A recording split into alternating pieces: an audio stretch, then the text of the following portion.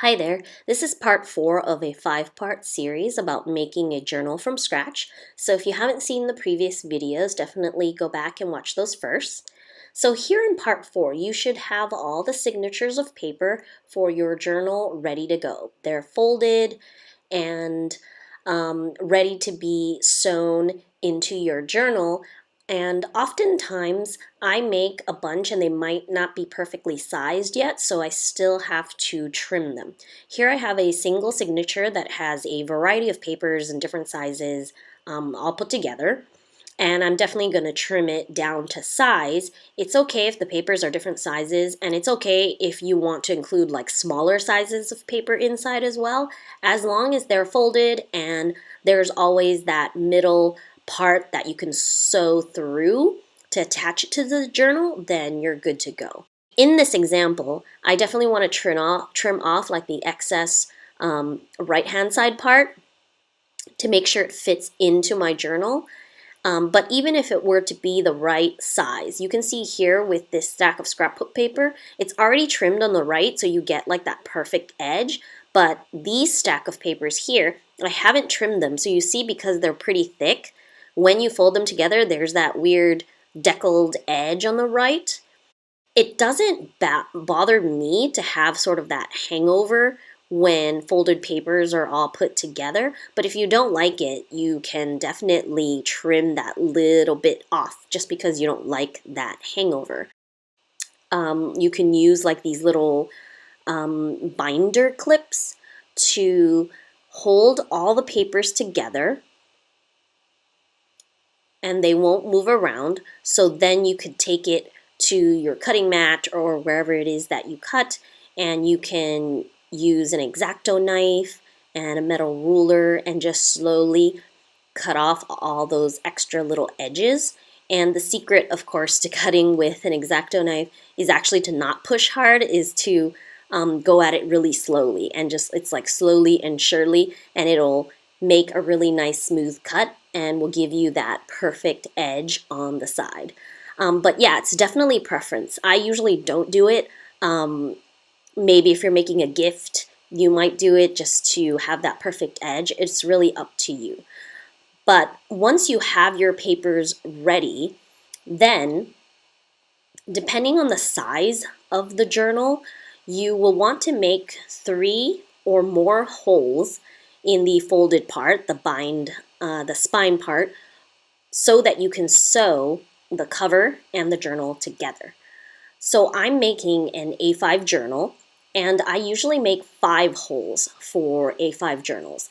And the reason why I say at least 3 holes is because to me it's stronger. It keeps your papers and the cover bound together the best to have at least 3 holes, even if it's like a tiny piece of paper or very few sheets and you think that you don't need it. But for me, 3 holes is a minimum. If you look at this tiny little postcard notebook I made, I still poked 3 holes in it because once you sew it together, it will not budge or shift. You can see that it's bound strongly together, even though it's tiny, and only a tiny part is actually sewn together, but it won't shift. So with your paper ready, you should definitely punch the holes, and I use an awl, which is a tool actually for bookbinding, or you can use anything that is sharp and safe to use. I like to stick my signature of paper into an old catalog, or if you had a giant phone book, that would definitely be better. You open it up to the middle and stick your signature of paper in the middle of that, and it sort of holds it together so that you can just poke in the middle and make your holes. And as you can see, I don't even measure. I sort of, just go for it. I eyeball from the top edge and the bottom edge so that they're sort of equal. Then I eyeball and poke the middle. And for this A5 journal, I then go to the middle of each of those 2 holes for a total of 5 holes punched. It's sort of like this fine art of punching a hole that is thick enough to get your needle through to sew your journal up, but not so big that you're going to have giant, gaping holes in your paper. So I'm not talking about hole punching your paper because that would probably be really too big.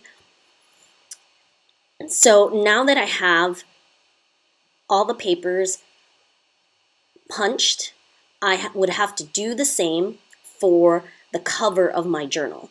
And I wanted to show you another method instead of eyeballing it. If that's not your thing, you can definitely use a sheet of paper that is the same size as the papers of your journal and measure and mark out the holes you want to punch. Then use that guide to punch your signatures as well as your cover.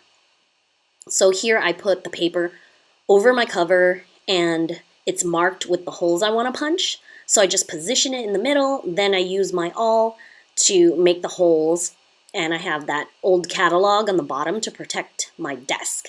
So this is sort of like a hole punching template for your journal. If I wasn't using this template, I would have just taken one sheet of paper from my signature and used that as my template for punching the cover to make sure that the signature holes and the cover hole matches up, because if they don't match up when you go and sew it, it's just going to cause a lot of issues. Now, if you have a very thick material for your cover, then you want to make sure you punch proper holes on one side, and you might even want to turn it over to the other side if you want to like re-punch the holes and make sure that the holes are punched and it's easy for you to sew. Because once you have all the holes punched in your paper and in your cover, it's just going to be a really easy process to bind your book together.